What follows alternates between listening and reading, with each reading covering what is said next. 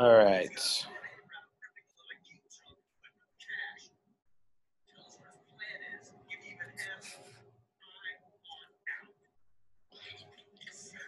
Okay, we need it. We're running out of time, guys. Sorry. I know you guys want to do it, but okay. So we've been working with this. Now, if you guys look at, I'm going to pull out my layers palette really quick.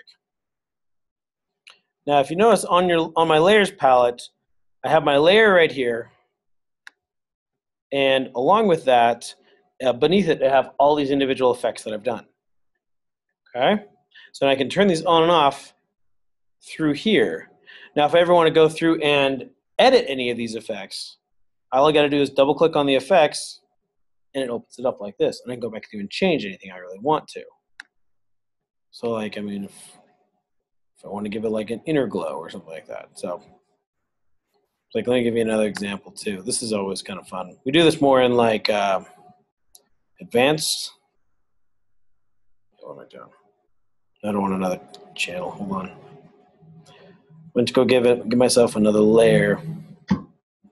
So I'll take this one and fill it full of black. So I'm going to fill this layer full of black. I'm going to go edit fill. I'm just going to fill it full of black real quick, just so you guys can see what I'm going to be doing. All right, so then, let's see, I'm going to grab I believe I have a line tool down here. It's my line tool. I'm going to give it a stroke. Let's see, I want to go over here. Give it like a pretty bright pink right here.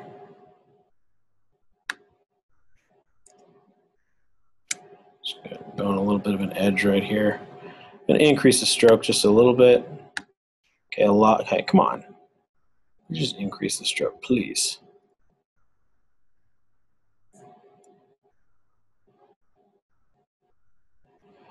All right, hold on. That didn't work real quick. One sec. For some strange reason, that wouldn't do it.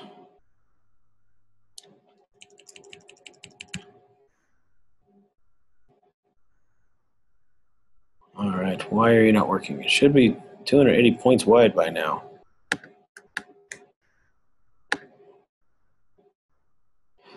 All right, hold on. Let me do this a little bit differently. Can I remember how to do this?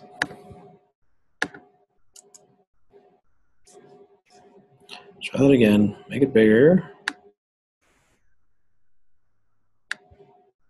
There we go. I've got my stroke right there. I've got my shape that I've created. Let's grab it again. Change my caps real quick so they're rounded. If that didn't work, hold on. Make sure I got my rounded caps. So I'm just trying to do it a very specific way. So here we go. Okay, screw it, it didn't round. Anyway, so I've got this little bad boy right here. I'm going to right click on here and go to blending options. At this point, I'm going to give this an outer glow. Right here. Grab this, and change my color. Let's go to this nice dark red.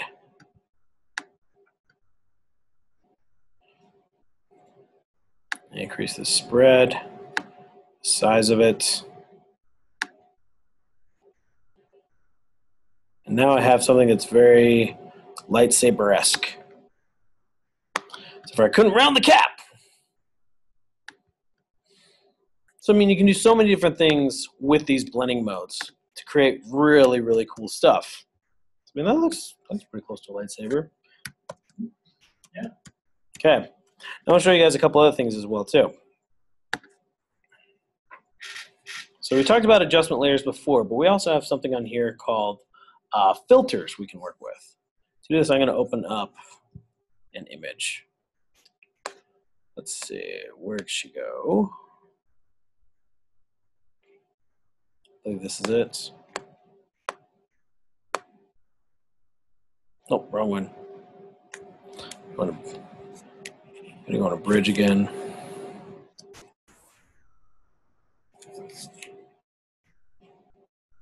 So while Bridge is opening, I just want to talk a little bit about these effects. Now, with these effects here, they have a place and a purpose, okay?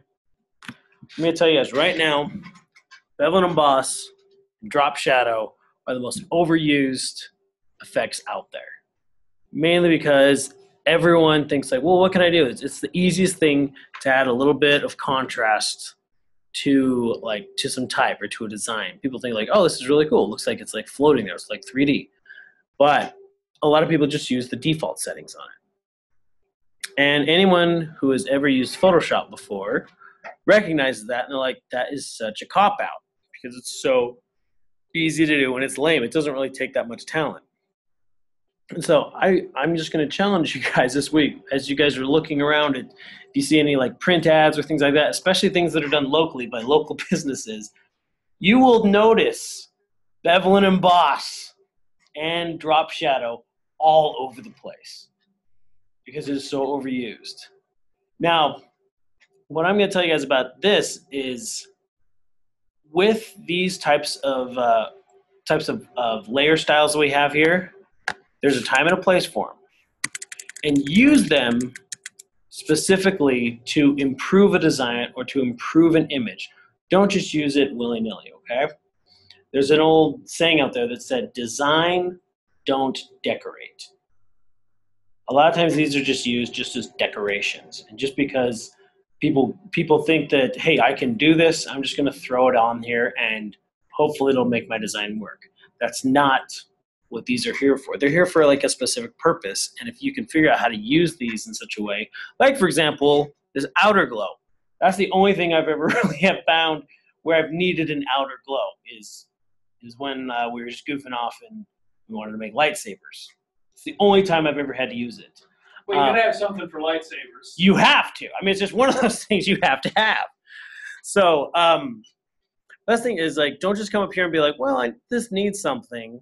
Let's add it on here. Come up with the idea first and then figure out how to take what's in your mind and apply it in Photoshop. Now, it's good to know. I mean, I'm not saying don't play with this stuff. Figure out how all this crap works because the more stuff that you have in here, the more stuff that you've seen, the more tools you're going to have in your belt. Then you can actually start to utilize them together, okay? Does that make sense? Does that help a little bit, please? Just go with me on this. Okay. So we played with that. Now, I'm going to open up another one of those dance pictures again. So I think those are just good to work with. Okay.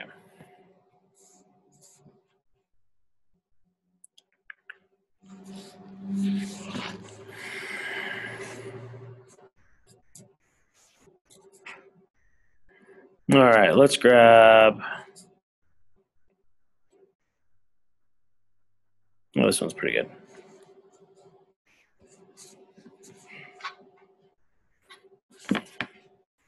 Okay, so I've got this image open right here. Oh, that's going to be opening up. Now, when you open up an image in Camera Raw, you have this option down here where you can choose a lot of different sections. Where it says like sRGB, 2.8-bit, gives you all your pixels, your megapixels, something like that. If you click on this, it gives you an option here that says open in Photoshop as smart objects.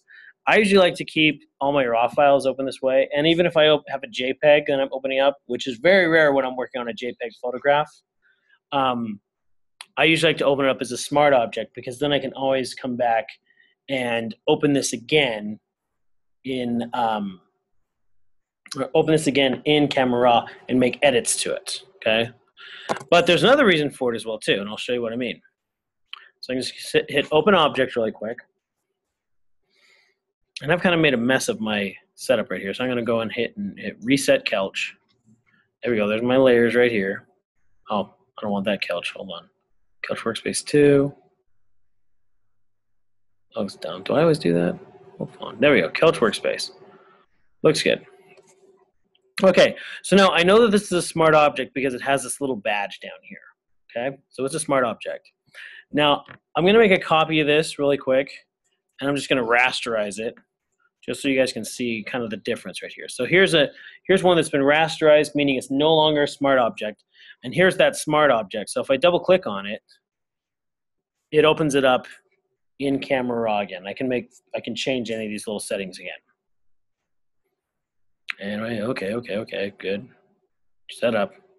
This one, if I double click on it, it just opens up these layer styles here. So anyway, so let's show you guys really quick. With this, up here I have this drop-down menu that's called filters. There's a lot of filters you can work with. So I'm gonna go through here on filter gallery. If I click on filter gallery, it opens up all these individual filters I can work with. So I'm gonna pull this back. So isn't that lovely? That's a lovely filter right there we can work with, yes. So there's grain, craquelure, a lot of different filters you can play with, a cutout. And you can layer these filters on top of each other. This one's, yeah, see, there we go. That looks good right there. And these can be kind of cool if you use them the right way, like if you use them like for a specific purpose. Don't be like, well, not quite sure what I should do on this. Let's just throw a filter on it. Because it doesn't work. It will not sell your work. Photoshop will not sell your work. Like, for example, when I was working as a photographer, one of the ladies at the studio, who was also a photographer, she somehow discovered filters against my best efforts. And because she discovered filters, she automatically started making up samples and started offering to people of like, here, yeah, we can do this to your photo and this to your photo, and it's only $25 extra. No one bought it because it was just the default, and it wasn't really creative. It wasn't adding to the photo. It wasn't adding to the design. It was just simply decorating. Of course you can. She didn't stop to ask the question of why would anyone want it? Yes. Because like she would do something like this. This was her favorite one. She was like, I'd want that. I'm like, really? You'd pay $25 to have a photograph of yours turned into that? She's like, what? Well, I'm like, well, your daughter just had her senior pictures. Well, how come you didn't order it like this? She said, well, I don't know why. So it's ridiculous sometimes. Yeah, $25 extra for just clicking a button. Yeah. Yep. Totally justified cost. Exactly. Now, I mean, there are other things where it's like it's a certain skill. Like, for example, we used to charge $15 to turn a color photograph black and white. And people paid it because we did it the right way. It wasn't just clicking a button. We'd go through and make sure the tones were right. We'd make sure that our blacks were black and our whites were white. And it came out looking like a really nice photograph.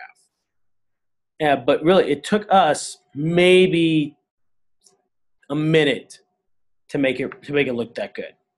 Other people would take them probably about 2 hours, you know, like if you didn't know what you were doing.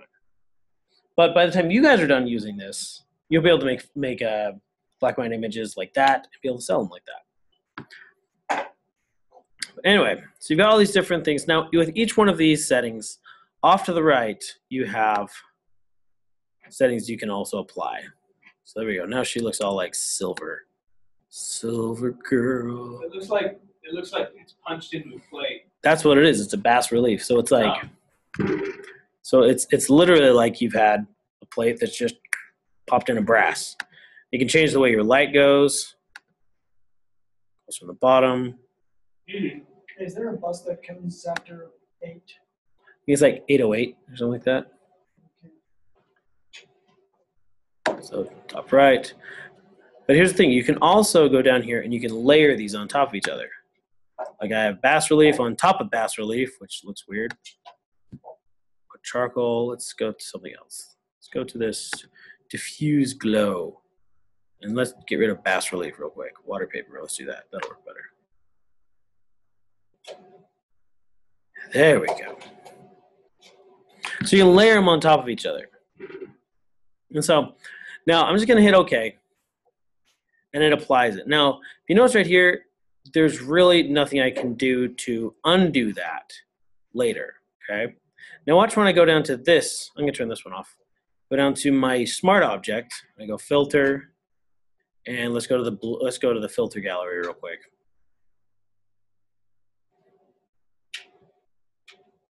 I'm just going to add on some textures. We'll do that diffuse glow on the water paper again. Hit OK. Suddenly, these filters now, if I pull up my layers, you can kind of see what I mean. These filters are now here, and they have a mask applied to them. I'm going to turn off the filters, turn them back on again. There we go. And since they have a mask, I can now paint them in and paint them out again. Okay? So before Kieran goes, I want him to know the assignment. What you guys are going to be doing is you're going to be transforming a speech to make it interesting. I'll just give you it as an example. If you go into Canvas,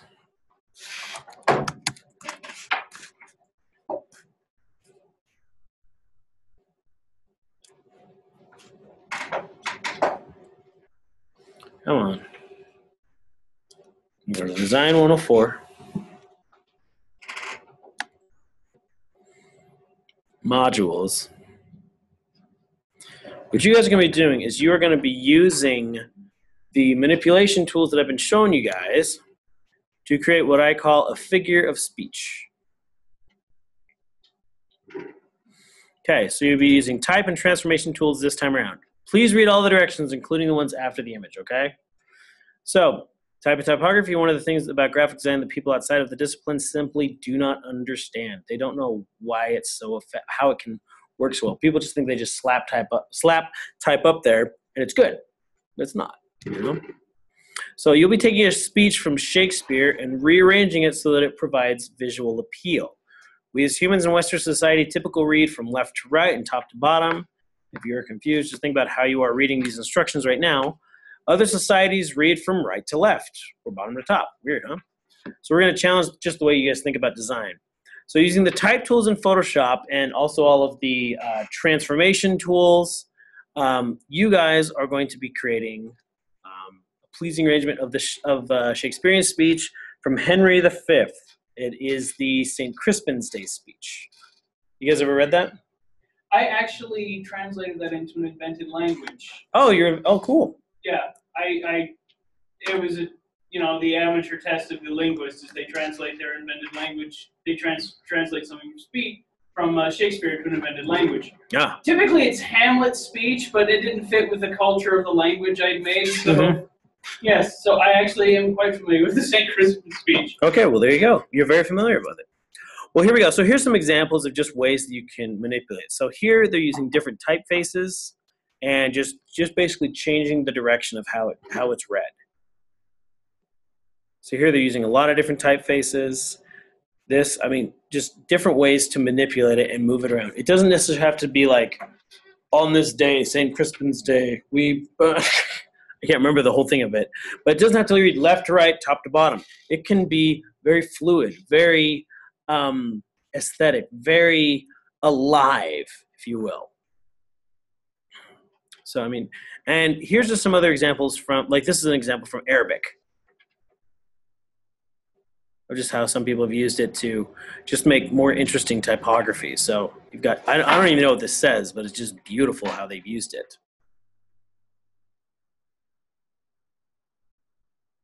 Another way as well. Those are actual letters. Okay, so down here I have the speech. It's from Henry V, and it's called the St. Crispin's Day speech. You are only required to design 10 lines, not the whole speech. Yeah, because if you look at this is a pretty long speech. It just won't shut up. Yeah, well, it's a good speech if you've ever seen it. Well, I saw Hastings. That was really funny. What? Pretty cool. Someone made Star Wars rewrote the Star Wars movies in the form of Shakespearean plays. Oh, cool. So episode 1, Darth Maul was pretty talkative in that one because it's Shakespeare. Everyone talks. Yeah.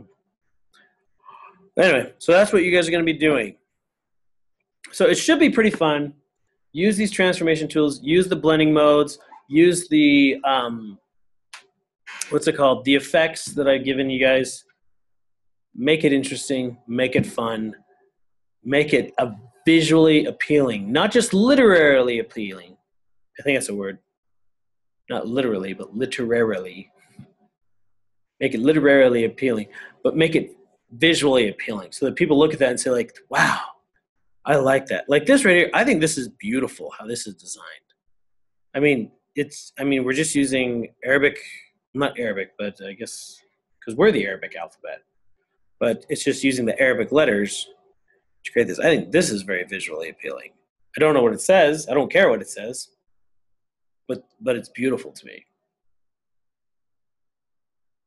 Okay.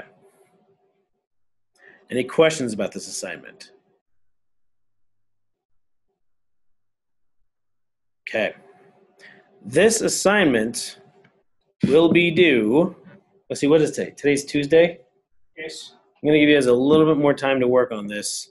This will be due next Tuesday, so you guys have a week to work on this. And we're actually going to print these up. So some of the specs on it, I believe I put this in here. I didn't put the specs on it. Hold on.